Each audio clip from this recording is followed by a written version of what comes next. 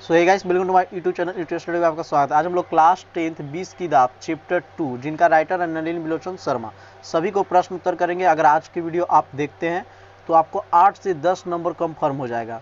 तो चलिए सबसे पहले हम लोग हल कर लेते हैं। फर्स्ट क्वेश्चन है हम लोग का, कहानी के शीर्षक की सार्थकता स्पष्ट कीजिए। ठीक है, ये चैप्टर काफ़ी ज़्यादा भी है क्योंकि इससे 2-3 सब्जेक्टिव आता है, तो इसीलिए आप इसको पूरा वीडियो को जरूर देखिएगा अंतिम तक।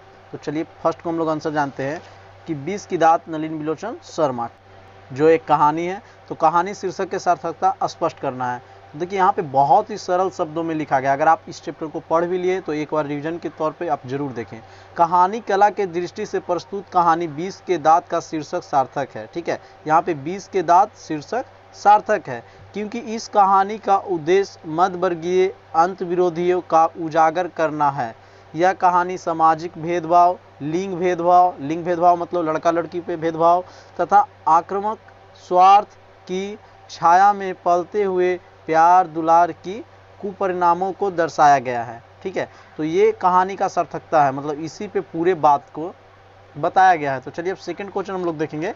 अब यहाँ से शुरू होता है, सेन साहब के परिवार में बच्चों का पालन पोषण किए जा रहे लिंग आधारित भेदभाव को अपने शब्दों में लिखना है। तो मेरे प्यारे साथियों, ये सब को रटा नहीं जाता है, आप एक बार पढ़ लीजिए। एकदम बहुत ही हम सरल शब्द में लिखे हैं जो आपको पढ़ते ही याद हो जाएगा, और वहाँ पे अपने शब्दों में ही लिखने के रहता है। तो चलिए सेकंड का जानेंगे हम लोग आंसर। उत्तर हमेशा लिखेगा, सेन साहब के परिवार में लड़के एवं लड़कियां के पालन पोषण के अलग नियम थे। जो लड़के थे, इनके बेटे थे, उनके लिए नियम अलग था, और जो लड़की थी उनके लिए नियम अलग थे। सेन साहब के 5 लड़कियां थी, ठीक है, के लिए अलग नियम थे, और खोखा जो पुत्र थे उसके लिए अलग नियम थे क्योंकि वह नाउम्मीद बुढ़ापे की आंखों का तारा था। जो ये खोखा है वो बुढ़ापे की आंखों के तारा था। किनके लिए? सेन साहब के लिए। लड़कियों के खेलने कूदने तथा बोलने पर पाबंदी थी, वहीं पर खोखा के लिए कोई नियम नहीं था। खोखा का हर हरकत पर सेन साहब का कहना था कि उसे तो इंजीनियर होना है। ये ऑब्जेक्टिव आता बहुत ही वीवीआई है कि खोखा को सेन साहब क्या बनाना चाहते? तो इंजीनियर।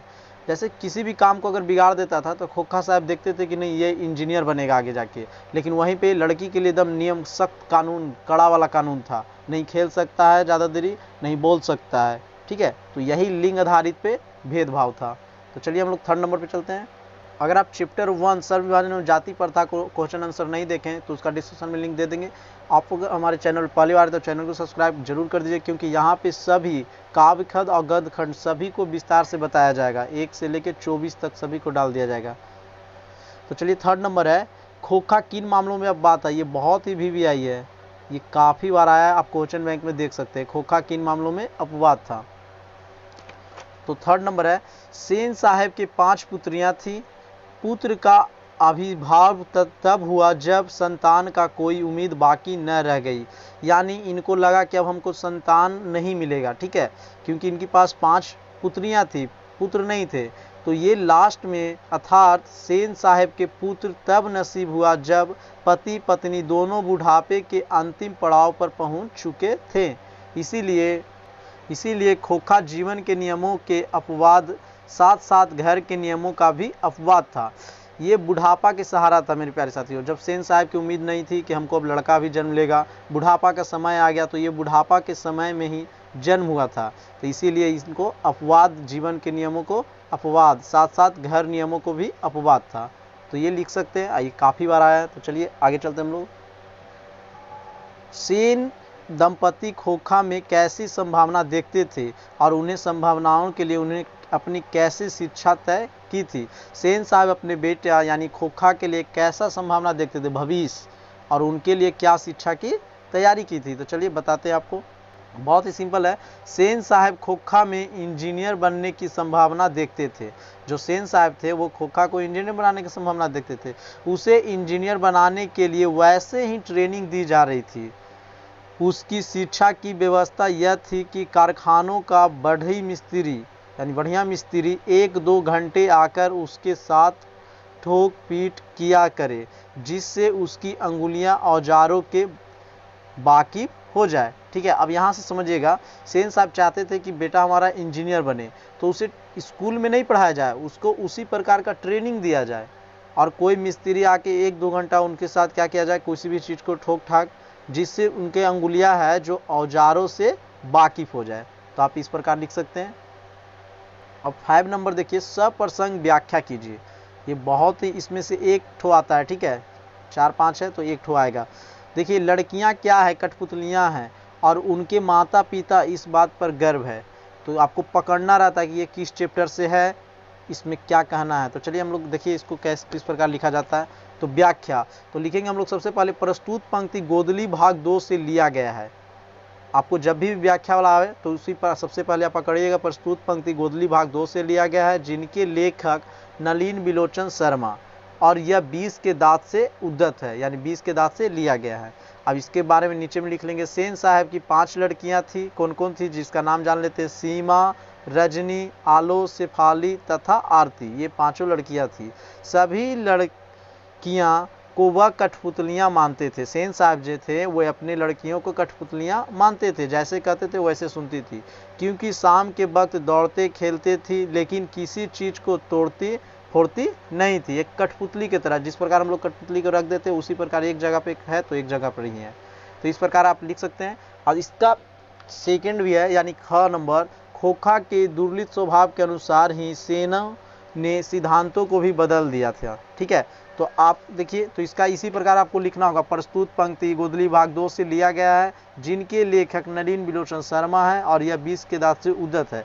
अब जिसके बारे में बोला गया उनके बारे में थोड़ा सा नीचे आपको लिखना है, क्योंकि अगर वैसे करेंगे तो वीडियो काफ़ी लंबा चल जाएगा। अब देखिए, ऐसे ही लड़के आगे चलकर गुंडे और चोर डाकू बनते थे। ये कौन बोले थे, तो सेन साहब किन को, मदन को। तो आपको लिखना है सबसे पहले इसी टाइप से, ये सब में लिखाएगा, प्रस्तुत पंक्ति गोदली भाग 2 से लिया गया है, जिनके लेखक नलिन बिलोचन शर्मा, और यह 20 के दांत से उद्धत है। उसके बाद लिखना है आपको, ठीक है, हंस कौवे की जमात में शामिल होने के लिए लग गया। ये पंक्ति कब हुआ था, तो जब लट्टू नचा रहा था कौन, मदन, और जब कासू गया था, कासू का ही नाम क्या है, खोखा, खेलने के लिए, तो वही उस समय बोलता है कि हंस भी कौवे की जमात में शामिल होने के लिए लग गया, ठीक है। तो आपको इसी प्रकार लिखना होगा, प्रस्तुत पंक्ति गोदली भाग 2 से लिया गया है, जिनके लेखक का नलिन बिलोचन शर्मा, यह 20 के दांत से उद्धत है। अब उसके बारे में नीचे में लिख देना आपको।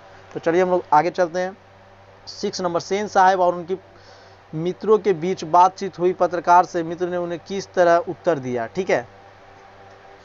तो इसका उत्तर हम लोग इस प्रकार लिखेंगे, सेन साहब और ड्राइंग रूम में बैठे उनके मित्र बैठे हुए थे ड्राइंग रूम में, यहाँ पे रूम करेंगे, रूम में बैठे हुए थे। वे अपने पुत्र को ट्रेंड करेंगे, क्योंकि वह इंजीनियर बनाना चाहते थे, और उनके मित्रों के बीच बातचीत हुई कि वह अपने पुत्र यानी खोखा को ट्रेंड करेंगे, क्योंकि वह इंजीनियर बनाना चाहते थे। वहाँ बैठे पत्रकार महोदय से जब उनके बच्चे के बारे में पूछा गया, पत्रकार महोदय के बच्चे के बारे में जब पूछा गया, तो उन्होंने उत्तर दिया कि पूरे पुत्र जेंटलमैन जरूर बने, और जो कुछ बने या ना बने उसका काम, उसे पूरी आज़ादी रहेगी। वो बोलते थे कि अपने बेटे को हम पूरी आज़ादी देंगे, उससे जिस चीज़ में रुचि होगा उस चीज़ में अपना काम कर लेगा, ठीक है। तो आगे देखते हैं हम लोग, मदन और ड्राइवर के बीच विवाद के द्वारा कहानीकारक की क्या बताना चाहते थे। ये VVI क्वेश्चन है, बार आया है, ठीक है। तो यहाँ पे आपको देखिए, पढ़ने से सबसे ज़्यादा फायदा है कि आपका VVI पता चल जाता है। तो 7 नंबर है, बहुत ही सिंपल है, बहुत ही छोटा है। मदन और ड्राइवर के बीच विवाद के द्वारा कहानीकारक यह बताना चाहते हैं कि बड़े लोग सामाजिक भेदभाव के माध्यम से अपना वर्चस्व कायम रखना चाहते हैं, एवं ऊंच नीच की भावना व्यक्त करना चाहते हैं, ठीक है, बड़े लोग। 8 नंबर है, कासू और मदन के बीच झगड़े का कारण क्या था, सप्रसंग द्वारा आपको बताना था। ये भी क्वेश्चन बहुत बार आया है, ठीक है। तो देखिए, कासू कौन है, खोखा। कासू और मदन के बीच झगड़े का कारण गरीबी और अमीरी था। कासू के कारण ही पिता ने मदन को मारा पीटा था, ठीक है। इसी कारण मदन कासू को अपने गैंग या दल में शामिल नहीं करना चाहता था। एक दिन कासू क्या हुआ कि मदन जब अपने ग्रुप के साथ लट्टू नचा रहा था, तो कासू ही पहुंच गया, बोलता है कि मैं भी खेलेगा। जी हाँ मेरे दोस्तों, मैं भी खेलेगा। तो जो यहाँ पे मदन था वो तो कासू के चलते पिटाया था, तो वो अपने गैंग में शामिल नहीं करना चाहता था। और नहीं लट्टू देता था।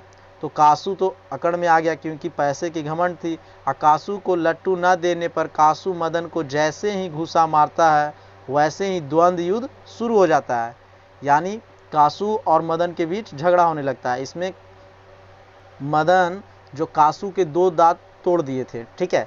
यह बंगले के पिल्ले और गली के कुत्ते की लड़ाई थी। बंगले के पिल्ले यानी कुत्ते और गली के कुत्ते की लड़ाई थी।